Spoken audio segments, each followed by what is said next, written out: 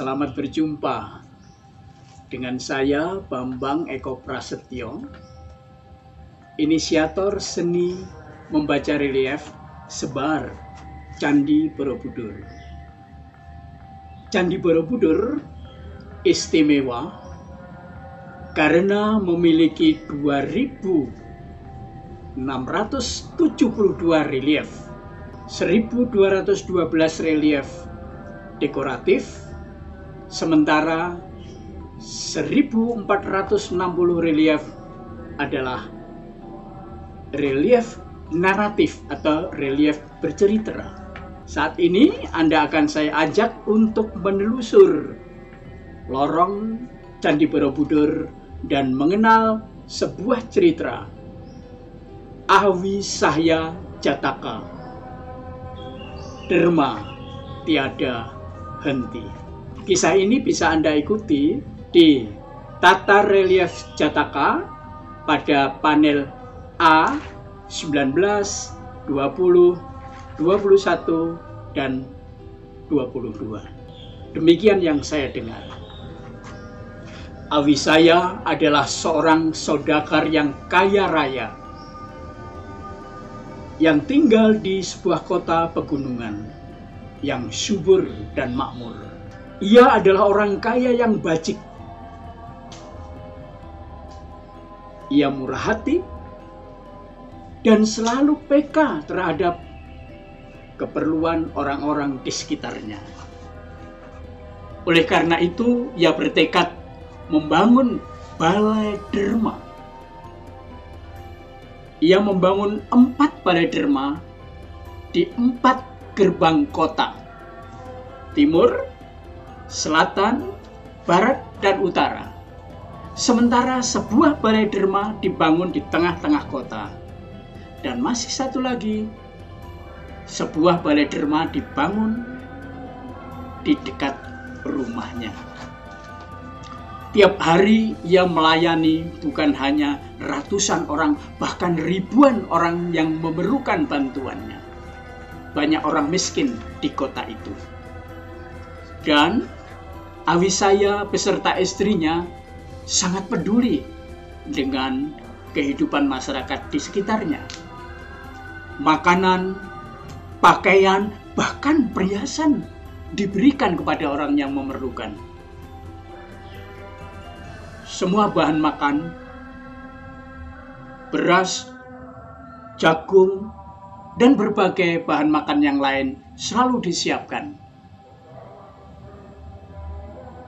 Apa yang dilakukan oleh Awisaya, yakni melakukan kebajikan, dia dengan murah hati membagikan derma, ternyata mengguncang tahta Dewa Sakra. Tahta pualam kuningnya bergetar. Dan Sakra menerawang apa yang terjadi di dunia. Ternyata ia melihat bahwa Awisaya dan istrinya ditunggu demikian banyak orang di 6 balai dermanya. Lebih dari 100 di balai derma dekat gerbang timur. Bahkan sekitar 200 orang menunggu di gerbang selatan, demikian juga gerbang barat maupun utara. Di tengah kota, semakin berjubel orang-orang yang memerlukan bantuan Awisaya. Bahkan di rumahnya, para pelayan membantu mengurus untuk membagi-bagikan derma kepada masyarakat yang memerlukan. Sakra geram. Sakra berpikir, apakah Awisaya berbuat baik, murah hati, peka terhadap orang-orang di sekitarnya? Ingin jadi dewakah dia? Jangan-jangan ia menggantikan aku. Setelah dia melampaui kebaikan, kebajikan, dan pencerahan. Ini tidak boleh terjadi. Itu pikir Dewa Sakra. Aku harus memiskinkan Awisaya. Dia harus tidak punya apa-apa, sehingga ia tidak bisa lagi berbuat baik. Ia tidak bisa lagi berderma. Awisaya, tunggu. Aku akan melenyapkan semua milikmu. Dan betul, seketika itu juga balai derma Awisaya di semua tempat kosong. Tidak ada bahan makan, tidak ada pakaian, apalagi perhiasan. Orang-orang yang datang di gerbang timur kecewa, yang datang di selatan gigit jari, yang datang di gerbang barat tidak mendapat apa-apa. Demikian pula yang di utara, yang di pusat kota, bahkan yang di dekat rumah Awisaya. Semua hilang, semua lenyap. Termasuk para pelayan, tidak ada seorang pun yang masih tersisa di sana. Orang-orang miskin kini mengeluh. Orang-orang miskin mendatangi Awisaya. Semua berteriak, kami belum mendapatkan sumbangan Tuan.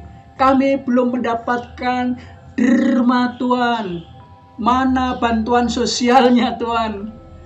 Kami lapar, kami haus, kami tidak berpakaian Tuan, kami sakit, kami memerlukan bantuan Tuan. Dan Awisaya hanya bisa diam. Lalu ia minta kepada istrinya, istriku, keluarkan semua barang yang ada di rumah. Berikanlah kepada orang-orang yang membutuhkan. Mereka yang lapar ingin makan, mereka yang haus ingin minum, mereka yang berpakaian compang-camping ingin berpakaian bagus, dan yang sakit ingin segera sehat. Suamiku, maaf, tidak ada apapun yang di rumah kita. Bahkan tidak ada sesen pun uang yang tertinggal di rumah kita, kecuali pakaian yang kita kenakan. Awisaya terdiam, begitu juga istrinya. Orang-orang miskin yang kecewa, yang galau, yang gundah meninggalkan Awisaya karena tidak ada harapan untuk menerima apapun. Pada saat Awisaya dan istrinya diam dan termenung, sekelebat terlihat ada tukang rumput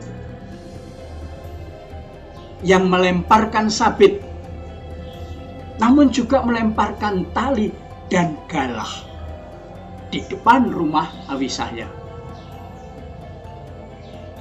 Istrinya mengambil sabit, tali, dan galah itu. Suamiku, mungkin dengan sabit, tali, dan galah ini kita bisa mendapatkan sesuatu. Baiklah istriku, walaupun aku belum pernah bekerja mencari rumput, namun aku akan berusaha. Dengan sabit, tali, dan galah itu, aku akan berangkat ke tempat yang banyak rumput. Awisaya dengan penuh harapan, dia menyabit rumput. Rumput yang telah disabit itu diikat menjadi dua dengan tali yang ia bawa. Kemudian ia pikul dengan harapan rumput itu akan laku terjual. Ia berpikir yang satu ikat akan laku 1 sen, dan ikatan yang lain juga akan laku 1 sen. 1 sen akan kugunakan untuk makan bersama dengan istri, sementara yang lain akan kudermakan.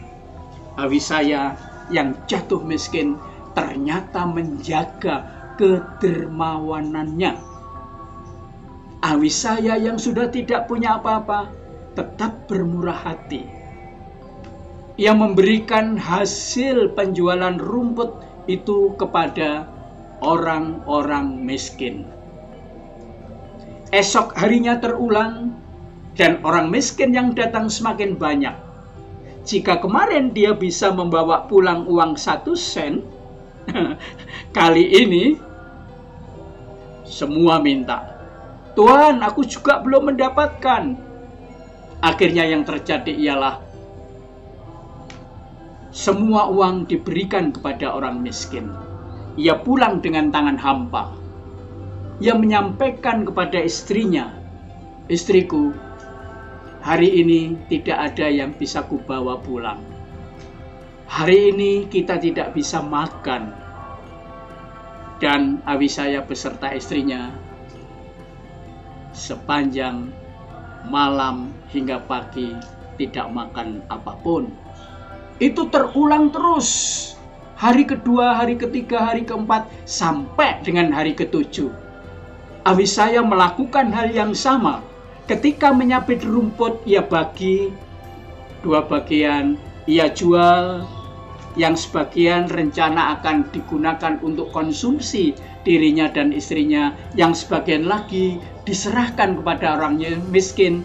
Namun berkali-kali yang terjadi ialah sedemikian banyak orang miskin itu minta kepada Awisaya, dan saat itu pula Awisaya memberikan semua hasil kerjanya.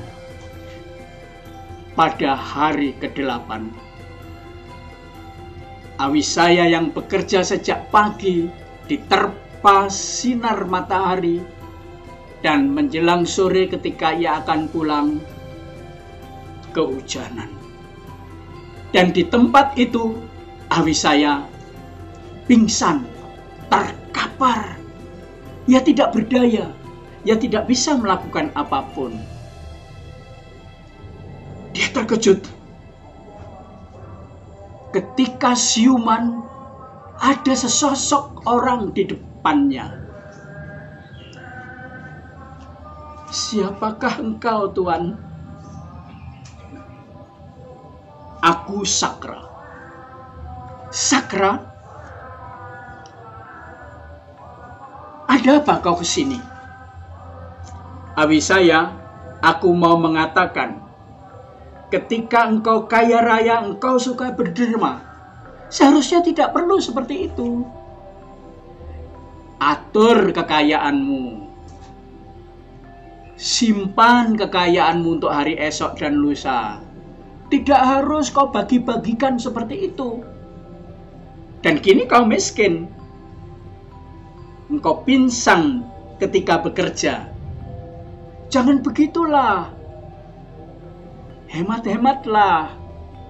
Kenapa sih tidak mau pelit sedikit? Sakra,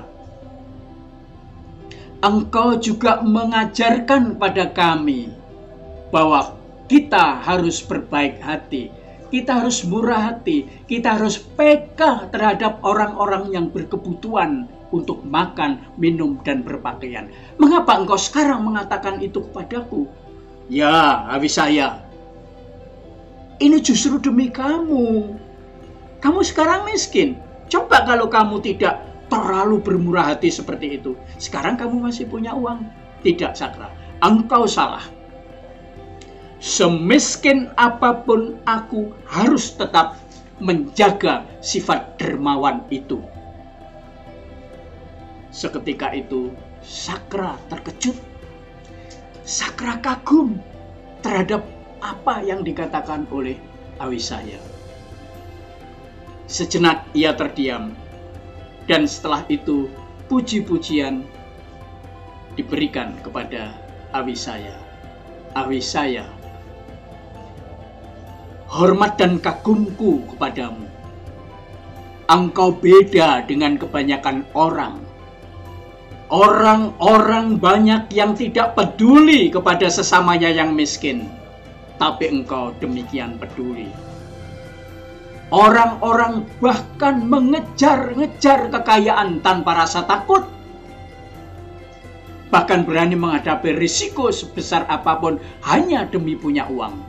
Tapi engkau justru membagi-bagikan hartamu kepada orang-orang yang memerlukan. Sungguh agung jiwamu. Awisaya, Aku hormat kepadamu. Maafkan aku kalau aku mengatakan bahwa engkau keliru melangkah. Itulah yang benar. Kebajikan harus dipelihara. Kemurahhatian harus tetap dijalankan kapanpun, dimanapun, dan kepada siapapun. Awisaya, hari ini juga aku akan memulihkan kekayaanmu. Tiba-tiba Sakral lenyap kembali ke surga para dewa, dan Awisaya merasa sangat gembira, sangat bahagia, karena semua kekayaannya pulih seperti sedia kala.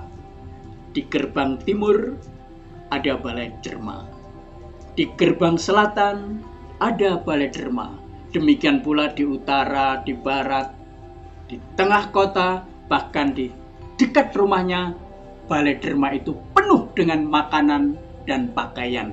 Para pelayan juga dimunculkan lagi oleh Dewa Sakra. Dan Awisaya tetap pada pendirian bahwa hidup harus diwarnai kebajikan. Hidup harus dilandasi rasa ikhlas, rasa welas, dan mawas. Mengenal benar siapa diriku dan juga siapa saja yang berada di sekitarku. Awisaya memberikan derma, bermurah hati bersama dengan istrinya sampai akhir hayat. Para sahabat, mari kita belajar dari pengalaman Awisaya. Candi Borobudur mengajarkan nilai luhur bagi kemanusiaan.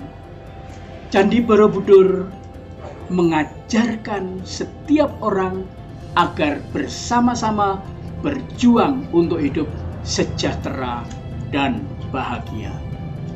Dan semoga berbahagia semua makhluk di muka bumi.